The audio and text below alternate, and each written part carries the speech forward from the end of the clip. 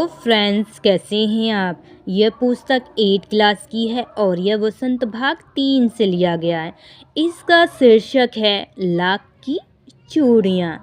चलिए इस छोटे से पैराग्राफ को हम पहले रीडिंग करेंगे और साथ ही साथ इसके अर्थ को भी समझेंगे। चलिए शुरू करते हैं। बदलू मनिहार था। चूड़ियाँ बनाना उसका पैतृक पेशा था और वास्तव में वह बहुत ही सुंदर सुंदर चूड़ियाँ बनाता था। उसकी बनाई हुई चूड़ियों की खपत भी बहुत थी। उस गांव में तो सभी स्त्रियां उसकी बनाई हुई चूड़ियाँ पहनती ही थीं। चलिए अब इसके अर्थ को भी समझ लेते हैं।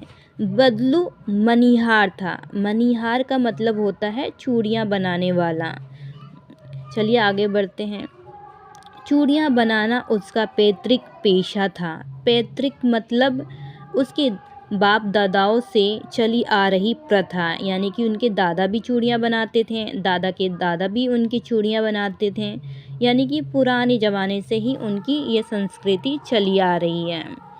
आगे बढ़ते हैं। और वास्तव में वो बहुत ही सुंदर चूड़ियाँ बनाता था। जो बदलू थे वो वास्तव में यानी कि सच में बहुत सुंदर चूड़ियाँ बनाता था।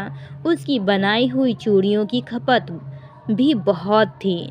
जब वो चूड़ियाँ बनाता था तो उसकी खपत मतलब बिक्री, उसकी बिक्री भी बहुत ज़्यादा होती थी। उस गांव में तो सभी स्त्रियां उसकी बनाई हुई चूड़ियाँ पहनती थीं। जिस गांव में बदलू रहता था उस गांव की जो स्त्रियां थीं, यानी कि जो औरतें थीं, वो उसी की हाथ की बनाई हुई चूड़ियाँ पहनती थीं। चलिए इस छोटे से पैराग्राफ का अर्थ समझकर आपको कैसा लगा हमें कमेंट में ज़रूर बताएं।